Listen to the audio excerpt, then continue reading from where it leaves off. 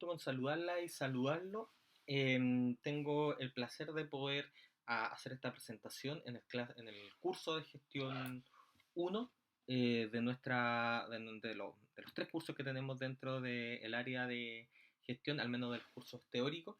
Y en este momento la temática que me toca revisar y introducir con ustedes es respecto a los mecanismos de financiamiento en salud que existen en el sistema de salud chileno. Esta clase estará dividida en dos videos, uno que habla un poco de la lógica y de la perspectiva teórica de cómo se funda el financiamiento en salud en nuestro sistema, que claramente nos ayuda un poco a entender el funcionamiento que actualmente tiene, por un lado, el Fondo Nacional de Salud y por el otro la ISAPRE, y adicionalmente algunas generalidades respecto a cómo funciona FONASA.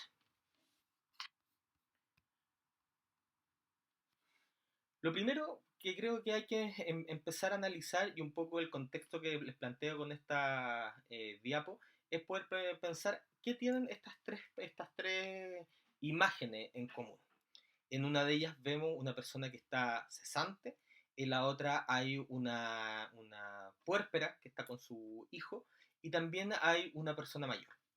Probablemente pueden haber varias cosas que puedan estar pueden tener en común, pero lo que quiero llegar con esto es que las tres, en este caso, la cesantía, la maternidad y el envejecimiento, son estados de necesidad.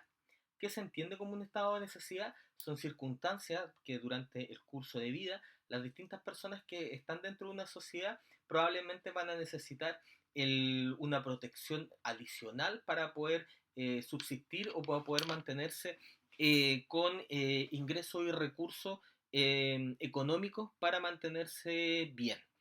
Desde esa perspectiva, los estados de necesidad son sumamente relevantes, porque al final, a partir de estos consensos en los cuales definimos como sociedad distintos estadios, condiciones que todas las personas en las cuales vivimos dentro de este contexto consideramos que son necesarios, van a caer dentro del sistema de protección social, que para efectos ministeriales, yo creo que la pandemia ha ayudado bastante a poder entenderlo.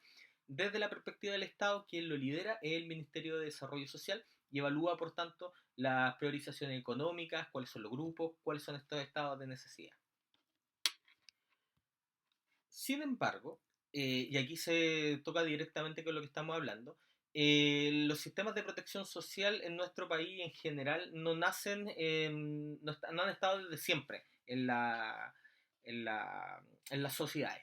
Y a su vez, para efectos de los sistemas de protección social y en la génesis del sistema de protección o de seguridad social, como nos está puesta en la diapositiva, para efectos del contexto nacional, el estado de necesidad que generó efectivamente la construcción de este fue la salud.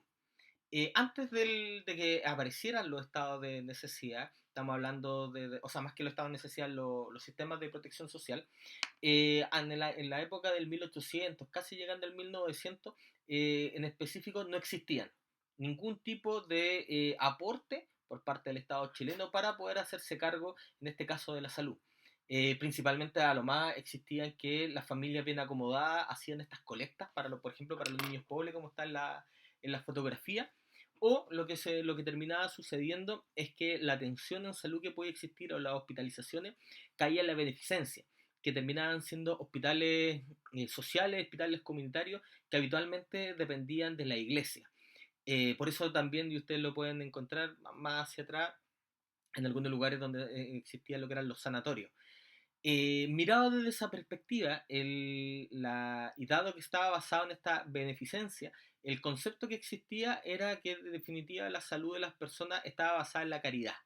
Si lo tomas como caridad, y definido como evidentemente los historiadores le han podido dar desde cómo se entendía, era poder dar, era el acto en sí, de dar sin que el que recibe tenga derecho a exigir. Si lo llevamos a lo que sucede en salud, eso tiene una lógica muy clara con el concepto de paciente, muy distinto al concepto de usuario, y claramente no existe un concepto de derecho. Por tanto, en esa época, el pueblo claramente estaba considerado como si fuera una escoria, no era importante y relevante para para la alta alcurnia de nuestro país, y menos para el Estado.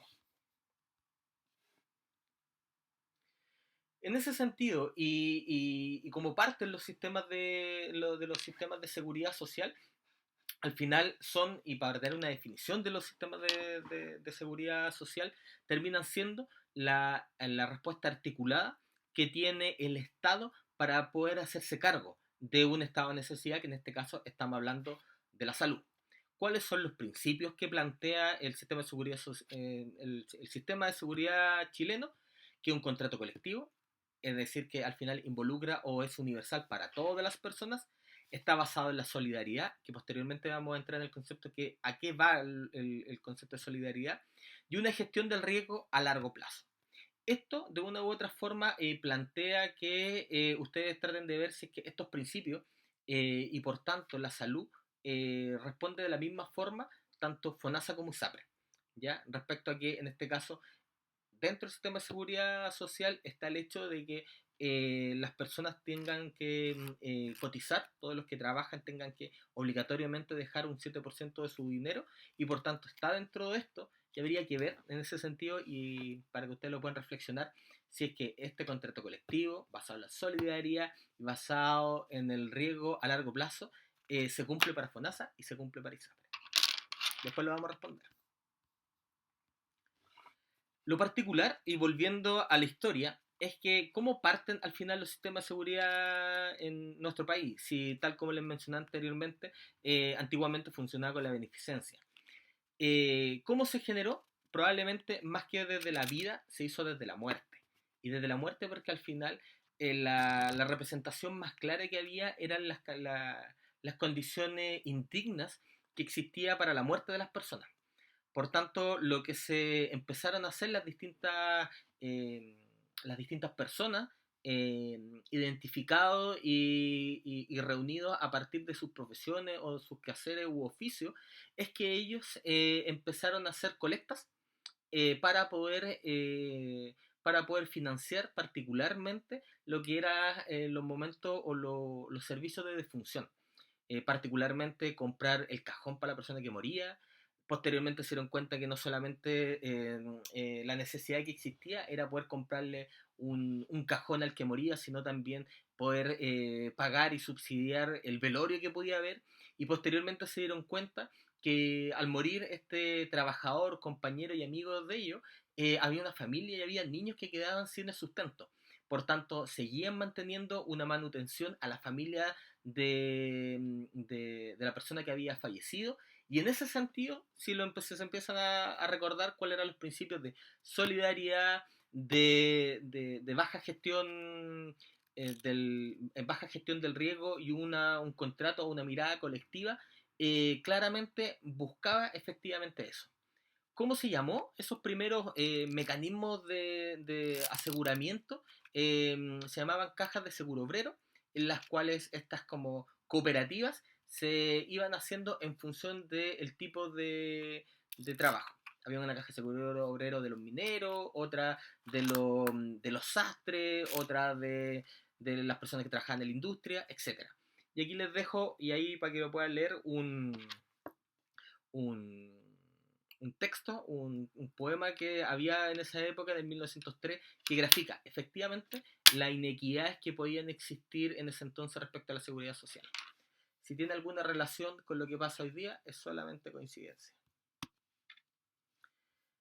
Desde esa perspectiva, la, miren, aquí se me pegó, lo vamos a hacer el inmediate para que lo vean que lo modificamos. Respecto a eso, las cajas de seguro obrero posteriormente evolucionaron a sociedades mucho más grandes, que al final que se fueron uniendo estas cajas de seguro obrero a sociedades de socorro mutuo, que tienen exactamente la misma lógica, y que busca por un lado tener estos conceptos de solidaridad y también de sociabilidad. ¿Cuál es la solidaridad? Buscan efectivamente proporcionar una protección durante la enfermedad, la muerte y el desamparo. Y la sociabilidad, por un lado, también buscaba que existiera una ayuda y un desarrollo intelectual, moral, cultural de este grupo que estaban representados por una profesión para poder también mejorar su salud. Entonces, si lo ven, también tenía una mirada bastante progresista que no solamente era paliativo respecto a la mirada económica, sino también de esto de generar un capital social o red de apoyo, vinculado a la sociedad de los socorros mutuos. Posteriormente, los socorros mutuos se vieron colapsados. ¿Por qué se vieron colapsados? Porque elementos como, por ejemplo, las pestes o las guerras que existían llegaron a ser tantas las personas que murieron que claramente esos socorros mutuos no lograban tener la liquidez económica para poder cuidar y poder entregar las prestaciones que se pretendían para todos. Por tanto, en ese minuto, para poder subsistir, las sociedades de socorro mutuo tensionaron a que el Estado les pudiera pasar dinero para poder mantener esta lógica de protección social. ¿Qué es lo particular y en este sentido que se dio a partir de la Guerra Civil del 1891? Es que claramente en esa época la mirada era que al final que se murieran las personas o hacer este tipo de elementos no era relevante. Solamente aquí, no sé, hay algunas frases para que las lean, dicen, digo no, que era la lógica dentro de la discusión legislativa que tenían los diputados de esa época para ver si el Estado subsidiaba y ponía plata como un pilar solidario a los socorros mutuos. Digo no, porque no conozco estas sociedades y no comprendo el objetivo que con esta indicación se persigue, claramente. Probablemente un diputado es de la élite de la sociedad, no entiende los socorros porque al final los que estaban ahí eran los más pobres. No, porque no porque a este paso vamos muy lejos. No, porque se va haciendo un verdadero vicio vivir a costa del Estado. No, porque no acepto que se haga que los obreros, una clase especial. Todos somos obreros. Los por qué y las causas se los dejo ahí y vuelvo a decir que si tenemos alguna relación en esta época con la lógica que tenemos hoy día de mirada colectiva, solamente es parte de la coincidencia. Para ir cerrando esta primera parte, es interesante manifestar que ya en ese periodo sí se dieron esta subsidio y posteriormente fue existiendo de que estos socorros mutuos terminan transformando a posterior lo que hoy día nosotros conocemos como el Fondo Nacional de Salud, el FONASA. Antes tuvo varios siglos, pero desde ahí es su génesis de cómo aparece FONASA. Y tenemos que al final el Estado pasó de una lógica de beneficencia, en la cual el estado de necesidad de la salud no era protegido por el Estado, a un estado de bienestar, que es lo que nosotros queremos favorecer, y que terminó pasando, y que eso puede ser bueno o malo, de un pueblo escoria, que era un pueblo de que era un lastre para el Estado, a un pueblo que no necesariamente estamos tratando de proteger por los derechos y la dignidad, sino un pueblo recurso, en el sentido que también y fue porque se dieron o se le dio vuelta a la élite de esa época, que era que si tenías obreros que estaban saludables, también iba a haber mayor producción desde la perspectiva industrial. Por tanto, si bien ese fue su objetivo, el estado de bienestar claramente hasta el minuto ha sido un avance. Aquí está lo que le mencionaba de las cajas de seguro obrero y también que en el 1925 se crea el Ministerio de Higiene y Asistencia Social del Trabajo, que era una mezcla de lo que teníamos de MinSal a lo que es el Ministerio de Desarrollo Social, que después se divide y en la época de los 60 por la mortalidad materna e infantil de ese entonces se crea el Ministerio de Salud, pero claramente eso es parte de otra historia. Pero lo que es interesante y que también se los dejo a colación y que explica muchas cosas, es que al final el modelo que nosotros tenemos de cómo se construyen estas sociedades de socorro y las cajas de seguro obrero se plantean en torno a un modelo alemán de financiamiento, que un poco, y aquí están enunciados por las personas que lo crearon, el modelo de Bismarck y el modelo de Beveridge. El modelo de Bismarck es el modelo alemán de financiamiento de aseguramiento de la salud, que responde mucho a lo que pasa en el modelo de cómo se financia principalmente la salud en Chile, que es que quien trabaja es quien al final tiene esa protección. Así partieron los seguros en torno a los oficios. Y acá es exactamente igual. Quien trabaja de la cotización de su sueldo, obligatoriamente se le saca dinero. Quien no tiene ese seguro tendría que cotizar de forma voluntaria. Pero esa es la lógica. Y el otro modelo, del cual tenemos algunos financiamientos a nivel de nuestro sistema de salud, pero no es la idea filosófica primordial en el sistema de salud chileno, es el modelo de Beveridge. El modelo de Beveridge es el modelo británico de financiamiento en salud, que lo que hace es que no está en función de quien trabaja, es quien tiene efectivamente el aseguramiento, sino que al final solamente por el hecho de estar dentro de la población, tú tienes, o ser parte de ser un ciudadano regularizado en esa sociedad, tienes el derecho a tener una atención en salud. ¿Cuál es la diferencia? Es que al final, en el de Bismarck, te sacan la plata a los que trabajan por parte de tu sueldo. En cambio, en el de Beveridge, la forma de que se sacan los impuestos son a través de impuestos generales. Es decir, por ejemplo, tal vez no me van a sacar plata directamente de mi sueldo, pero sí, por ejemplo, lo que yo voy a comprar o el IVA que nosotros tenemos, que el impuesto de valor agregado, es decir, a todas las cosas que nosotros compramos, van a tener un valor mucho más alto, porque parte de la plata de la cual yo compré este lápiz que tengo acá o el teléfono que yo tengo, parte de ese valor agregado es un impuesto que se le recarga y que se va directamente al financiamiento en salud. Por eso también, por ejemplo, los países europeos tienen un valor o impuestos generales mucho más altos, porque tienen estos tipos de mecanismos no solamente para salud, sino también para otros financiamientos y estados de necesidad dentro de sus sociedades. Bueno, espero que en esta primera mini cápsula le haya quedado un poco cuál es la idea respecto a FONASA, y ahora vamos posteriormente a ver la segunda parte donde vamos a entrar en más detalle cómo es la lógica de funcionamiento del principal mecanismo de pago que tenemos en nuestro sistema de salud. Muchas gracias.